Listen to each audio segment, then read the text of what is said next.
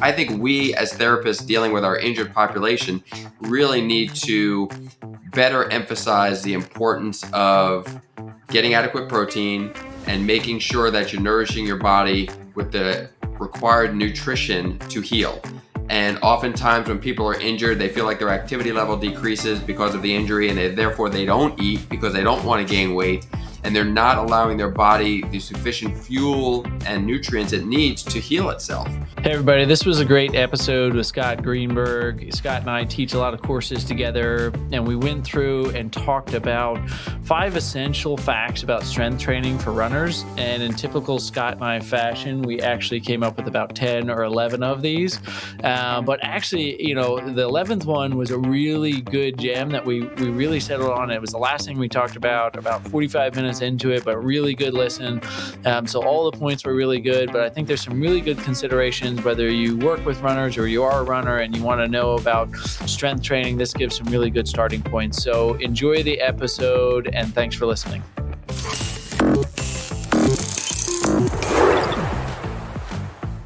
Hi, everyone. Doug Adams here with Run DNA Podcast. Very excited to have Scott Greenberg on here today.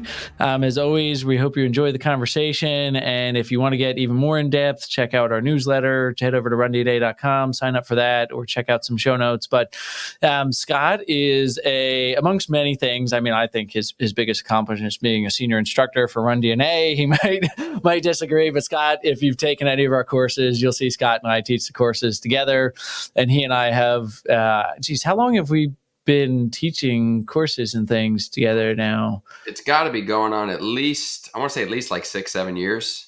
Yeah, I think it was pre-pandemic for sure. And we've been all over the country teaching courses and taught at CSM together. We've done lots of things together. So obviously Scott has a lot of great experience. If you're watching the video, you won't believe this, but he's got 25 years of experience as a PT. He looks like he's almost fresh out of school.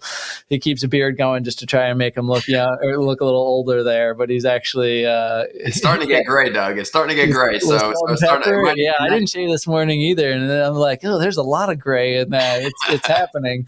But Scott's day job, his real thing, is he is the manager of operations for UF Health Rehabilitation, and he's also a physical therapist for the Florida Gators, War Eagles. So he's over there at Florida, that other orange and blue school, and then he's got Run Safe, Run Fast as his website, and we'll cover his what's your social media handles as well. Run Safe, Run Fast is on Twitter, and then scottgreenberg.dpt is my Instagram.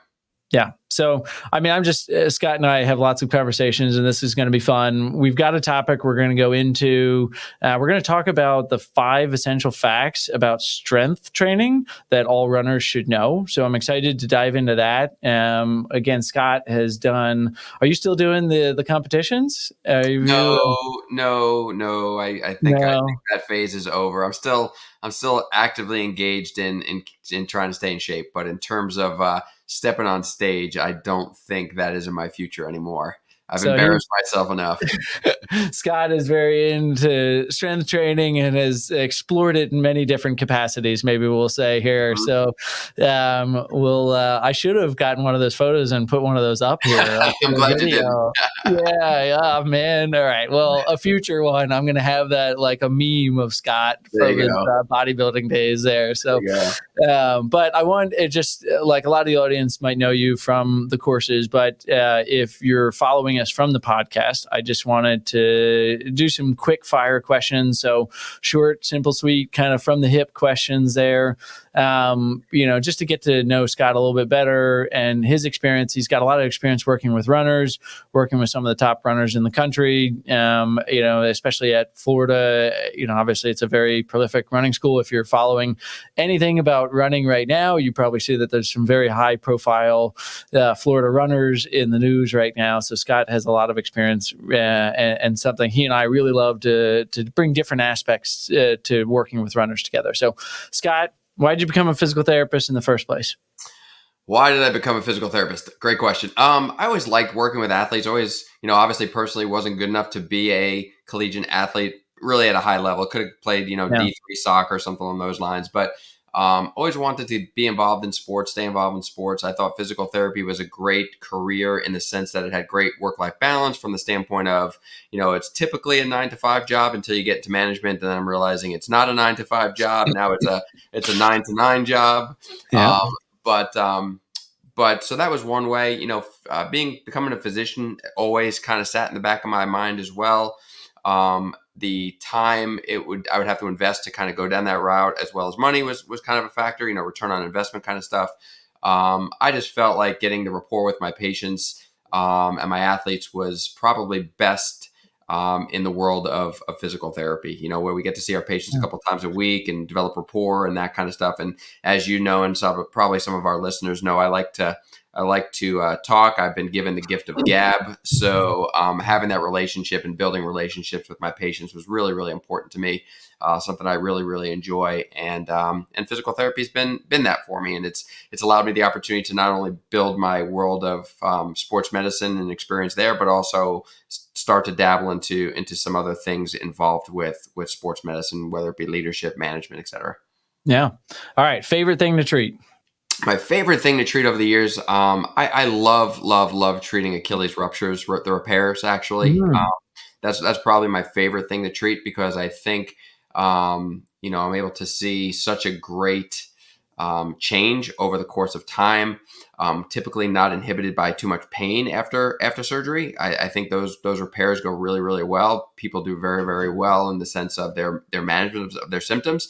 And it's just a matter of, okay, there are certain things we need to protect.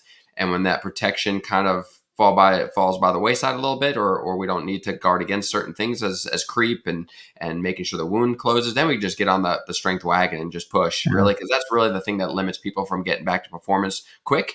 Isn't so much the actual procedure. It's more of the loss that occurs due to the inability to use that calf muscle, let's say. So I think you can really start to utilize a whole lot of strength and conditioning principles to accelerate and speed up the return to sport aspect. I was going to swear you would say foot. I would have bet some kind of foot thing there for that. And so that was a little surprise there. It's close. It's close. Yeah, you're not far from the foot. I mean, extrinsic kind of stuff there. But all right, now what's your least favorite thing to treat? My least favorite thing to treat, I'll give you two. I'll say number one, medial tibial stress syndrome. One of my least favorite things to treat. It's just one of those things. It just nags, and a lot of runners tend to always push on their shin, and they always know it's there. Even when you're able to run, asymptomatically, you start pushing on your shin, and it still hurts for a very long, long time. Really, that's one of my bread and butters. That's really, I hate it. I hate it. Huh. Yeah, and then the second thing would be like a sesamoiditis. They just nag. They just nag, and it's hard to kind of get off those little two bones. And as a runner, you're typically pushing off that area, and it's tough. So those are probably my two. Huh. I'm surprised by the medial tibial stress syndrome there, just because, I don't know, that's one that I found that you can make such an immediate difference for them a lot of times, and get them to feel better so quickly. And it kind of encompasses the form and the strength and the mobility and things like that. So I'm surprised. But yeah, I mean, I see it is one of those things that there is a certain amount of just pain that you got to get through, and it can be challenging. So yeah. All right. It's about load management, just like everything else. It's load management, right? And and depending on how many miles they're putting in, and what their force into the ground is like, and what their especially when you start talking about a competitive runner at the collegiate or professional level, where having them back off is really, really a tough thing to do. They can be a little bit of a challenge.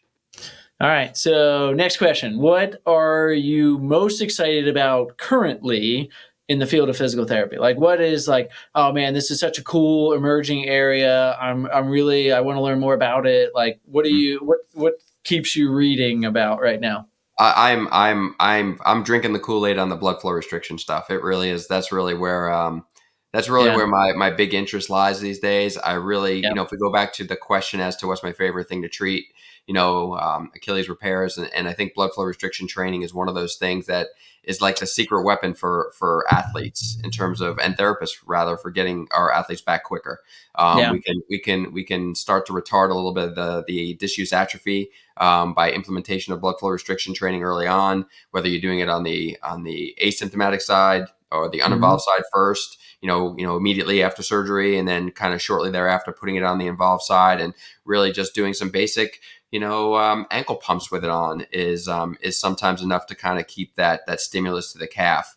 And then with blood flow restriction, I think it's very underutilized when we start talking about, the small little foot intrinsic musculature and how we can really gain a little bit more bang for our buck doing so many exercises that we traditionally do and underload that. I think blood flow restriction allows us to continue doing those similar exercises, but again, allow for the hypertrophic changes to occur with that stimulus being somewhere between 20 to 30% of the 1 rep max, which is, again, when you start talking about, balance exercise, foot doming, TheraBand resistive exercises, that you're not getting anywhere near the 60, 70, 80% of the 1 rep max that really garners that hypertrophic change. So by eliciting the metabolic stress through limiting the amount of blood flow and oxygen getting to an area, you're really kind of tricking the body to kind of create that environment of stress. Of healing. Yeah. All right. What is one thing that you wish you could create as a physical therapist that would make a huge impact on the field? Like, what would be, like, you could invent something or do something differently? Like, what would be like a cool piece of technology? I know this is kind of a big one here. I want to see where your mind's at with this. Yeah, no, I think that's it's $1 million question. I wish I have the answer for that, because then I would get off this podcast immediately and start trying to talk to my friends about how to make this thing. But I think I think just technology as a whole is something that's really, really cool and exciting. When we started talking about 2D analysis many, many years ago, and now 3D analysis, now 3D markerless systems, and being able to, measure certain aspects of sports performance, whether it be using force plates or whether it be using, accelerometers or GPS type of systems, to gauge not just movement quality but strength is really, really cool, and where we can take that and keep that cost down so that many clinics could independent clinics or clinics and hospital systems or therapists and hospital systems where money isn't necessarily easily disseminated to all the different specializations, let's say, equally. Because again, in a hospital system, it's, we've come to realize that physical therapy is not one of the big money makers in the big hospital system. It's not like radiology, or it's not like, pharmacy, and it's not like surgery, right? We provide a service and we do a good job, but at the same time, the amount that we're bringing in day out doesn't compare to some of the other specialties. So, in terms of when we're out there trying to ask for things, if we were able to ask for more cost-effective things that were able to give us the necessarily information that would be helpful in making clinical decisions, I think would be great. So again, I think my answer would be taking some of the systems we have in place and figuring out a way how we can do it less expensively so that it can get in the hands of the masses. Yeah. Yep. Mine was going to be something like a 24/7 wearable device that monitors like all your physiological data, like your heart rate, your sweat rate, your blood. They have that called like an Apple Watch. Can't that do most of it? You got to charge that thing every night. Like, you got to take it off and charge it for a couple hours. I can't do everything now. Yeah, true.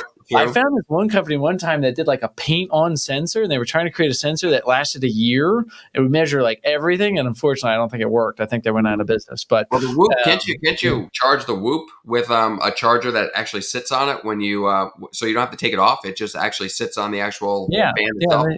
That one. I thought that was actually a really good design by them. So, but I wanted all the data. I don't want just with the Whoop. I want everything. So that would be my invention. It's interesting, Doug, you say that, because right now, because I do like, what do they call it? Biohacking. I do like that myself. So I have, I just downloaded for my Apple Watch. So I have an app for lifting that talks to my health, that actually I take my steps. The app that I do for strength training does all of my, I have metrics. I have, body measurements of, I have a tape measure that kind of does all that stuff and actually syncs with my phone. And then I have, my sleep. I have a sleep app, a recovery app. So it heart rate variability. So I'm trying to bring it all. I put into it what I eat in terms of my calories, my macronutrient breakdown. So I'm trying to get the whole picture of what's going into my body. Now, all I need to do is figure out a way to get blood work automatically where I don't have to go to the lab. And we can exactly. That's what this has to do. It's just like a little tiny little blood drop and analyze everything all the time. I want all the data all the time. And then maybe in like 20 years, we'll figure out how to use it. That's right. Yeah. Like getting all that data is one thing. Knowing what to do with it is entirely something else. Unfortunately, I'm getting old enough that I don't think it's going to happen in my lifetime. Probably. It's probably there already. They just probably haven't released it in some way, or it isn't FDA approved or something. I hope so. I want it. I want all the data. So, all right, let's dive into the topic for today here. Sure. So I think Scott and I are just going to go back and forth and talk about 5 essential facts about strength that all runners should know. So I'm going to put you on the spot because I had time to think about this and you didn't. So I'm going to make you go first just to be nice and say all right, what's number 1? What's and we can reorder these as they come up, but what's your first thought on the first thing that you think would be important that every runner should know about strength? How about this one? Ready? You threw me a softball. I'm going to hit it. Ready? The softball. The answer is they need to do it. Right? Yeah. Strength training, it's important. Right? Mm-hmm. So whenever I talk about the importance of strength, I break it down into this. Right? Injuries occur as it relates to tissue stress and tissue capacity. So when tissue stress exceeds capacity, injury is likely the result. So how do you increase tissue capacity? By strengthening it, by loading it. So if you want to be a better runner, a healthier runner, you better have good capacity, especially as your mileage increases and your demands increase. You better have the capacity of your body to deal with those demands. And as we get older, we obviously lose strength. We don't recover quite as quick. So we really got to make sure that our capacity is firing as best it can. So my answer to your question would be... You're getting into a couple of different ones there. Am I stealing some? No, you're good. But you listed 4 or 5 things in there for the number 1 here. But mine was along the same lines, actually, because I was saying, you said it as you need to do strength, right? Mine was a little bit of the why, and I think we could almost combine ours, is running doesn't increase strength. I think that's an important concept. So the reason that you need to do strength is because running doesn't increase your strength. And I think that's one of those big, I almost thought about making this the 5 myths about strength and running or so. So maybe that's why I went that direction, but we're saying essentially the same thing is strength is essential for runners because running doesn't increase strength. If you run, you're not actually getting any stronger when you run. And I don't think most runners know that. Yep. I agree. 100%. All right. I think we're agreed on number 1 here, and we'll see. We can always reorder these as they come in, but I think that's probably a solid number 2. So maybe now, or number 1. Now, maybe not in order. Let's list some other things that runners need to know about strength. I think we're going to agree on maybe the second most important thing here, but I want to see what your number 2 is and see if it's the same as mine. Strength training, lifting ankle weights is not strength training. We're agreed. That was my next day. I was thinking of how to say this almost as prescription matters, exercise prescription matters. Yep. It was maybe kind of the way that I think it would encompass a couple different things there where it's not just it's not just don't lift light weights. There's a time and place to do different things throughout the training year, but to elaborate on this, 3 sets of 15 with light weight, you might as well just go for a run at that point. And there's a benefit of that, and maybe you need to do that to get into the weight room, and maybe you need to do that as an entry point just so that you're in the habit of going to the gym, and that's fine. But the real gains come from increasing your actual tissue capacity, which doesn't happen when you're doing it as much with that high weight low or high repetition, low weight scenario there. Mm-hmm. Yep. Yeah. So I think exercise prescription matters is a number 2. All right. What's now? Let's see if we're still. I'll be surprised. We're 2 for 2 on the same here. So let's see if number 3 is the same. What's your number 3? You think, or in the top 5? Maybe not number 3. I think you've got to load unilaterally. So you can't. So I think you need to isolate side to side and make sure you're doing things in single leg stance, for example, to really replicate. And again, strength training isn't necessarily. We don't want to necessarily replicate skill and strength are very, very different, right? Skill and strength. Is where mine's coming in here. So mine was almost opposite but the same, right? I would agree with the load unilaterally, but my big thing was going to be able to say the exercises you do don't have to look like running. Correct. I think that's a really important part too. And but they've got to have the demands that running has. So for example, when you strength train and if you're doing, let's say, a bilateral squat, if you do have a weakness, you're going to favor that strong side. And when you're running, you can't kind of get away from the fact that you're in single leg support. So when you strength train, you've got to make sure that you isolate each side to avoid compensations. And that's like, I think I like how you say it's about demand, right? So when you come into my clinic Omega project here, we do have a squat rack and things like that. But one of the most important pieces of equipment we have is a knee extension machine, because that is going to recreate the demand of running experienced at the knee. When you do a knee extension machine, yes, it doesn't look like running exactly. But if you think about it, the forces are going, anterior, posterior. So that's interesting. But it also recreates the forces. Like you can't squat 3 to 5 times your body weight. You can do a knee extension exercise that recreates the stress that's going on at the knee, which is why I think that's an important exercise. And that's why I like kind of combining ours, and maybe this is number 3 and number 4.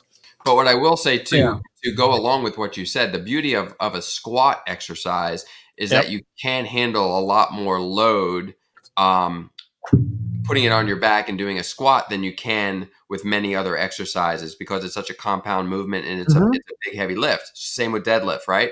So it doesn't mean you shouldn't isolate, but I think the beauty of a squat and a deadlift is the amount of load that you're able to carry and to manipulate with your body, which again allows that body to hopefully adapt to that type of stress. Yeah. And so I think, my point in saying it doesn't have to look like running is that people can realize that doing other traditional exercises is going to help running if the demands of the activity are similar to what you experience with running. So, and that's the important part where deadlift can be helpful to a runner, and you can do other exercises. You can do a knee extension machine, you can do calf raise machine, like those things. You don't have to be really knowledge about all the different squatting, or you don't have to do deadlifting, or you don't have to do just single leg stuff. And I hear your point about you need to do single leg stuff too, but it doesn't have to look like running to help running. I agree. And the way I'll say this is, all too often people get caught up in trying to be sexy, where they try to make strengthening exercises, if we look at exercises. taking a band and kind of going through the throwing motion with some resistance and calling that strengthening. And that's fine. But what muscle group are you trying to really strengthen? And find the movement that isolates that group the best, that's strengthening. And if you want to work on skill development, that's a whole nother ball of wax. So, I think if you're trying to train somebody in a movement pattern, that's one thing. That's not strengthening. Movement pattern re-education is not strengthening. It's not that it's not important. But again, you've got to have a strength base to then try to improve upon that movement efficiency. How's that? Yeah.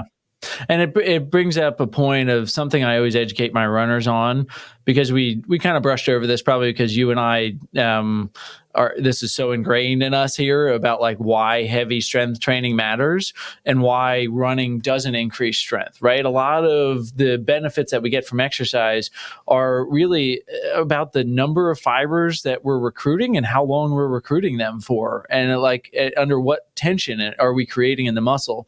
So what that means basically is when you do running, your foot's on the ground for a very small amount of time. There's not a lot of contractile units that are engaged with it. So, and we cycle, like when you're running, you're not using your entire quad, you're using a section of your quad and it cycles through.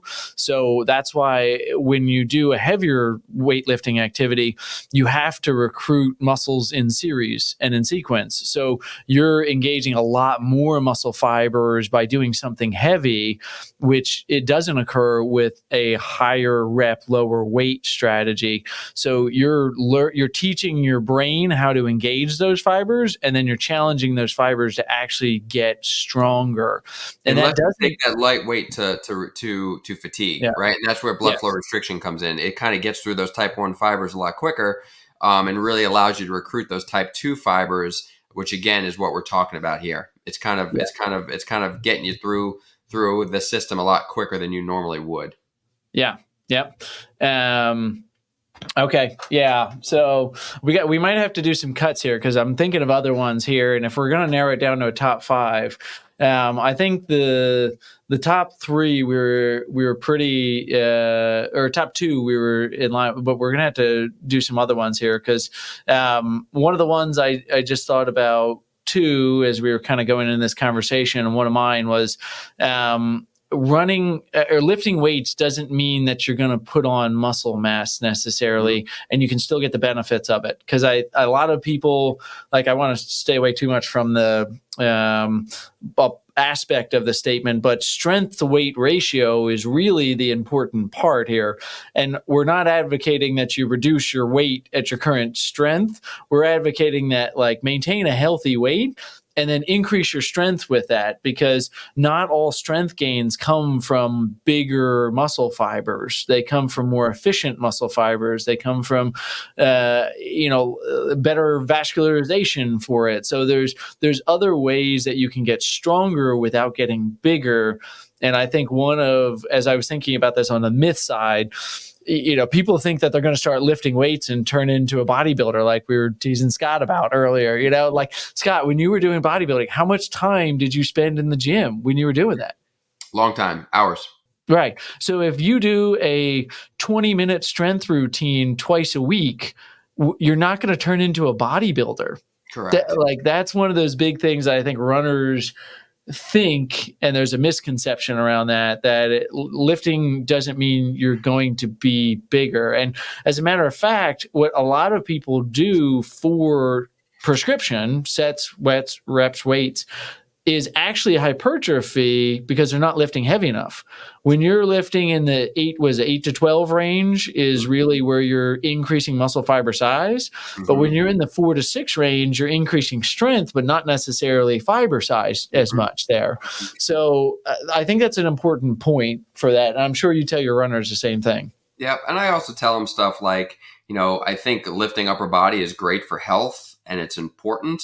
But again, you need to prioritize, your goals of what you want to do. And again, I think a classic example is somebody that is riding a bicycle, like the Tour de France kind of level, right? Yep.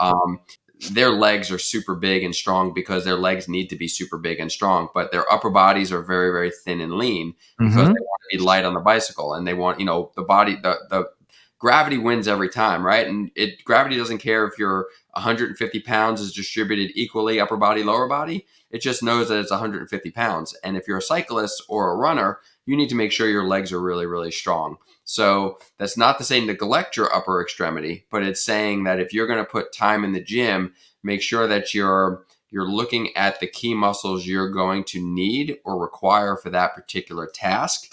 I saw an article a little while back. This goes back years, but it was in Runner's World. It was like the top 5. It was top 5 exercises, I think, for runners. And it was like, one of them was like an upper body exercise. And I was like, yes, that's important, but I wouldn't put it as the top 5. Like, how do we come to that? So I think you just need to understand that there's a hierarchy of certain movements, and that's why I think things like squats and deadlifts are so good, is because if you're short on time and you really just want to get a lot of bang for your buck, those are gonna hit the majority of them. Now, I will challenge it. I don't know if we have time to go into this one here, but there is the concept of what we a lot of times call in physical therapy like regional interdependence, where seemingly unrelated body parts have a big impact on other things. And I agree, right? Like, most runners aren't going to have time to spend an hour in the gym 3 times a week to be able to get to some of those more complex exercises. And if you're only, and this kind of was one of my next ones, was a little bit goes a long way, was one of my next points there, where you only need to do very little, like as little as 20 minutes in the gym can have a big impact on your performance. The intensity that you're doing too. So if you're doing really, really limited amounts of sets, but you're taking those sets to failure at a given weight, and really working hard during that lift, you're going to get a lot more out of it than spending 25 minutes in the gym, doing stuff, for lack of a better term, half-assed, right?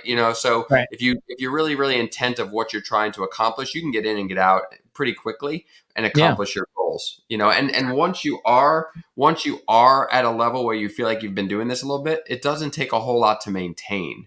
That's the key too. You don't lose it that fast, as long as you kind of touch on it a little bit. We're hitting lots of good ones here. So but even where I was going with that a bit too was also my friend JJ. She's an amazing therapist. She does a lot of great things. And I think it was, I took one of her Primal University courses recently, and she really emphasized just the role of shoulder strength for our core. Right. And how serratus anterior plays a huge role in core stability. And we think about that running has a higher activation of a lot of our traditional thought core muscles than a plank does. So what about squatting? I think you can hit that core with a squat, which is also going to give you a lot more bang for your buck there on the lower body. So again, I'm not discounting the fact that your upper body has a part in that too. But when you're actually grabbing the bar, you're having to stabilize, prevent the bar from tipping one way or the other way. So, I always battle like, oh, my routine doesn't have any core work in it. Are you squatting with a bar on your back? Then it has core in it. Are you deadlifting? You've got some core stability in it. So I think you get a lot of, again, you're talking regional independence, you get a lot of carryover with some of those big movements too. Yeah. We did this one exercise as part of the class that was pretty cool, actually, that just gave me a little bit more realization about the role of the upper body and the lower body. We were in like a Frogger position. So it's basically like a deep squat where you put your hands on the ground and you kind of like bring both legs forward and jump forward like a frog. But we did some cues with it. And when I had my hands on the ground, when I engaged my shoulders more and kind of externally rotated the shoulders just to engage what they were kind of calling like shoulder core. And when I did that, the demand on my core stability to hop forward was like 50%. It was an immediate reduction there. And it goes to show you that there are benefit. And although we're kind of advocating, hey, hit the big ones and a little bit goes a long way, there might be just being fit to run is also important. And if it doesn't necessarily just help your running, but it helps you just in general, you're okay, right? We're not talking about our Olympic level runners might be different. Yeah, no, I agree with you. I agree. But think about when you line up for a heavy deadlift, one of the first things you cue is getting your lats involved and rolling your shoulders back, right? It's the same idea. You're helping out your core by engaging your upper body. So again, I'm not saying the upper body is not important. Of course it is. But what movements are you going to get if you're talking about being limited and time being an issue? What's going to give you the most bang for your buck? Yeah. And I think that is one of the points, I don't know if it's top 5, but a little bit does go a long way where, and a little bit goes a long way when you're consistent is probably something that we need to put as a disclaimer on there. If you're going to lift for 3 weeks and then you're not going to do it anymore, you just reduced your body's capacity during those 3 weeks more than you probably helped it. So if you can only lift 10 minutes, there was a period recently where I did 3 exercises and I did it 3 times a week. I have just a kettlebell in my bedroom, and I would wake up, and I was at a point where life was just very busy, and but I did that consistently, and it made a big difference, and I still felt strong. And I like the statistic you said. I think this is another one. I don't know if it'll make top 5, but it's one I say all the time, is you only have to do 50% of what you were doing to maintain your strength. That's a huge one, where once you get the strength and once you've made those gains, if you're lifting an hour twice a week, if you can lift a half an hour twice a week or an hour once a week, like you're going to maintain a lot of those gains there with it. But if you do nothing, you'll lose it. It's like 20% in 2 weeks. I was listening to a podcast this morning, literally, and it was they were talking about what's the best split to do for just general strength and conditioning. Whether it was a push-pull legs, or an upper body, lower body split, or a full body split. And they were really kind of pushed for most people, unless you were really trying to target certain key muscles for deficiencies. The total body, twice a week, 2 to 3 times a week total body, because again, if you miss a workout, it's not like you're missing a body region. You just make up for it the next workout, and you're hitting that body part instead of maybe twice a week or 3 times a week, maybe once or twice a week. So you're still giving stimulus to that muscle group, and it's not as demanding. Whereas if you do like a typical bro split, push pull legs or push pull legs upper lower, something like that, like the bro split workout, it's really going to catch up with you pretty quickly, and you may miss some key muscle groups over the course of time, and it's a lot easier to make and commit to 3 days a week of lifting as opposed to a 5 or a 6 day split. So anyway, they're talking consistency, and the best way to be consistent is to make it easy on yourself and to fit it into your lifestyle, and a total body workout 2 to 3 times a week is the easiest way to do that. Yeah, I like that. Yeah, that's important too. Figuring out how to fit it in your schedule. And I know a question I get all the time is like, when should I do strength training as a runner? Should I do it on my easy days? Should I do it on my hard days? And I don't think we have time to go into that, but like that might be a whole nother topic to go in some of the, like how to program strength into a run training plan. One of the other things I had, again, I don't know if this is top 5. We're going to review them. Well, let's review them, and then I'll say my last one here. So I think we had number 1 is running doesn't increase strength. You need to do strength. Number 2 is exercise prescription matters. Lifting heavy is beneficial there. 3, I think we said it's about demand, not looking like running. 4, we said load unilaterally. And then we kind of had a couple other ones like that. I don't know if they're top 5s, and we'll see if they make it in or bump somebody out. But we said lifting doesn't mean you'll get heavier. Strength to weight ratio is what matters, or that like it doesn't mean that your muscle fiber size always increases. A little bit goes a long way when you're consistent. 50% to maintain. And then my last one that I think is important for runners is strength training is not cross training. Take the rest. Right?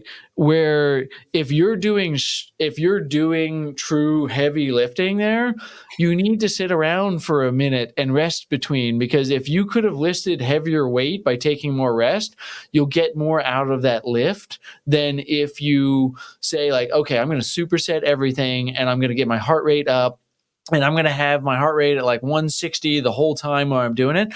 You're not getting the value out of the strength training session that you could be. Like, take the rest. I think that correlates very well with designing a plan for runners in terms of running, right? So again, we oftentimes talk about runners running their slow runs too fast and their fast runs too slow. And they're kind of in no man's land, not getting the benefit of either. And I think what you're saying here, if I'm hearing it correctly, is that, by doing HIIT training or high intensity interval training as their means of strength training, you're not putting the load through the tissue like you would traditionally require for true strength. And yes, you're getting some cardiovascular fitness while you're engaging some of the muscles, but at the same time, it's not really maximizing your time in the gym for the goal that you're setting. Right. And it's probably going to be better than nothing, right? 100%. So if you're into those things, like absolutely. And also to clarify, it's not like you have to do this necessarily, this type of lifting all year long. There can be cycles in and out of it there where, yeah, you're in a little bit of an off season, or you're in a higher portion of your season. You don't want to be sore from some of these things. And yeah, you might do some HIIT training, but like realize what it actually is, get to learn a little bit about strength training to know, hey, am I actually doing something to increase my strength here? Or am I doing like a interval cross training type thing? Because when you're considering total training load, you have to consider where that really is. Mm-hmm. And it's not bad to take rest. You don't have to be dripping sweat while you're in the gym just so that you feel like it was equivalent to a run. If you lift heavy enough, you'll know it and you'll feel it for the next day or two. You'll realize, oh, that was a good workout for me. Yeah, because you took the rest and you lifted heavier weights. So I have two I want to throw out there really, really quick. All right, throw them out. Let's me being the book guy, just saying, don't neglect your foot as a part of the body that you need to strength train. Okay. So that's number one. And then number two, running is very generic of a topic. There's different, as we all know, especially in my world, there's different types of runners. There's distance runners, there's sprinters, there's hurdlers that obviously run in between hurdles, right? So ultramarathoners. Correct. Correct. So Olympic lifting is a key component of strength training for runners, especially when you're talking about being explosive. Yeah. But I would not say being explosive and doing Olympic lifts is more important than doing your traditional squatting and deadlifting and strength, targeting type of movements. Because as you start talking about like the Vermeil pyramid of performance, and then you start talking about like Rob Panerella's model of pyramid for rehab, where it's a pyramid based on like, okay, you got to get activation. Once you get activation, then you got to make sure that you strength train. Then it's power. Then it's accelerate. Everything builds on itself. And you can't be explosive and powerful without having a good base of strength. So at the end of the day, we dealing with runners need to make sure we have a good base of strength before we start diving into the Olympic lifts. Okay. I like that.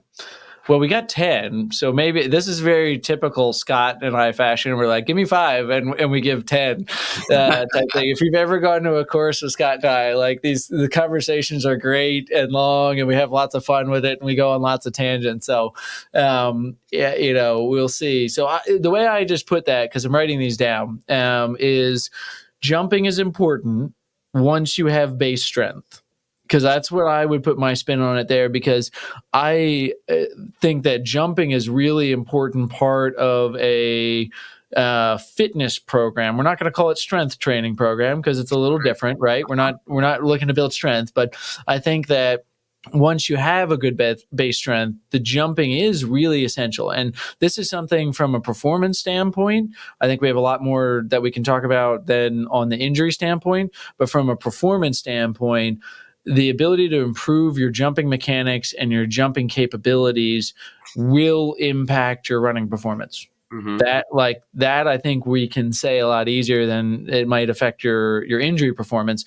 But I think that your point about you have to have baseline strength before you do that is really important. And I think that might be helpful for people to hear that, listen, you don't have to start with the Olympic lifts. Just get on some of the machines once in a while and build some strength. And if you're following some soreness rules might be another one we could put on there. Following the soreness rules would be a good one there, where basically like how to pick the weights. There's lots of topics that we could talk about here. I think limiting it to 5 is challenging, as you can see that we're already at 10 and growing. But I think that your point about having base strength is really good. Good. So, all right, we've got 10 instead of 5 here. But what I would say, like, let's have a little fun with this too. And let's see if the audience has more that they say, like, did we forget one that you would put in the top 5? Like, do you agree with the order of ours? What would your top 5 be? Or, what should be in there that we didn't include or that you thought would be really important terms? Because it's important that we're talking about this and that we're getting that the runners are getting a consistent message from running specialists. And I think, Run DNA represents over 10,000 people that have taken our courses, that are interested in working with runners, or runners themselves that really want to know about it. And it's important that we have a consistent, clear message about it, that runners are hearing the same thing. And I do think, it could have been, I felt like it was clickbaity to say like myths about strength training, and I didn't want to make it sound like clickbaity, but it's important that we have these conversations and talk about it and be consistent. I agree.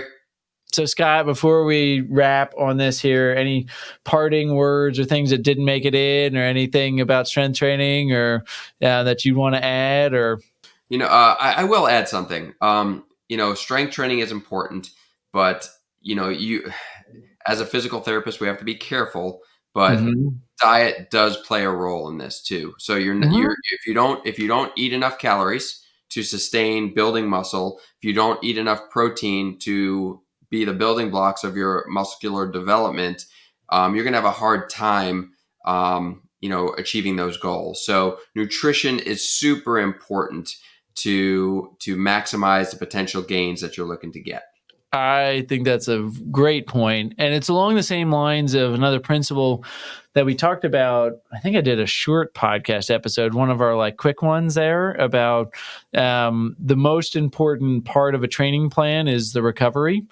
And if you're going to increase your training program, like you decide to train for a marathon, if you're not increasing your recovery, you're reducing the benefit of that training program. And I think that this is a really good point that most runners will probably not think about when they add strength training, that, hey, making sure that they're getting an appropriate caloric intake. And if you're adding more exercise, you might need to add more calories in. Sure. Because sometimes even when you add more calories in, sometimes you even lose a little weight because you build more muscle mass and your baseline metabolism goes up there. So, all right. That point is important, really, not just for, we're talking about runners and performance. I think we as therapists dealing with our injured population really need to better emphasize the importance of getting adequate protein and making sure that you're nourishing your body with the required nutrition to heal. And oftentimes when people are injured, they feel like their activity level decreases because of the injury, and therefore they don't eat because they don't want to gain weight, and they're not allowing their body the sufficient fuel and nutrients it needs to heal itself. So I think that is a very, we kind of have to be careful that we don't prescribe, diet plans and all this other stuff. Although I do believe we should be able to talk to our patients about the importance of certain key macronutrients around training. So for example, if you're looking to maximize, your performance in the gym, having some carbohydrates before your workout is helpful. Making sure that you're eating adequate protein throughout the day is helpful. Making sure that you have enough fat in your diet to sustain proper hormone involvement, important. So I think, not talking specifics about a specific disease and how to nourish the body based on that problem or pathology. I think we need to stay in our lanes, but we are working on recovering and allowing our athletes to rehabilitate. And I think we would be really totally missing the point and really not maximizing the efficiency and effectiveness of what we're prescribing from a rehab standpoint if we don't touch on that a little bit. That's a gem, throwing it out there at the 45th minute here, just delivering value here. So yeah, Scott, I think it's a great point, not just for the strength training, but just physical therapy in general. So, all right. So let's hear from the audience, leave some comments. I think Scott and I are going to be doing more of these here. And so throw some topics out that you'd love to hear us talk about and bring up some more conversational type points around this stuff. But Scott, thanks as always for being on and being part of the Run DNA community. And just a reminder of where people can find you again if they want to find out more after listening to this here. What's the best place to keep following you there? I'd say probably the most active place I am is scottgreenberg.dpt on Instagram. I do have a website, like I said earlier, runsaferunfast.com. You can activate all my social platforms from that as well. I'm happy to answer any questions you guys may have. So, slide into my DMs, as the kids say, and reach out anytime. You got to be careful what you're asking for there. I have a different understanding of what sliding into somebody's DMs means there. But that's good. So, well, thank you all as always for listening here, and hoping everyone's running safe and enjoying the runs. And thanks for listening to the Run DNA podcast. Thanks, guys. Like what you hear? Leave a review of the show wherever you listen, and don't forget to subscribe so you never miss an episode. Run DNA helps runners and running specialists through education and technology to identify each runner's unique injury profile to avoid setbacks and maximize results. The Run DNA podcast is produced by Ace Running LLC. The Run DNA podcast is intended for educational purposes only. No clinical decision-making should be based solely on one source. While care is taken to ensure accuracy, factual errors can occur. Always seek the guidance of qualified medical professionals before making healthcare decisions. Find us online at rundna.com.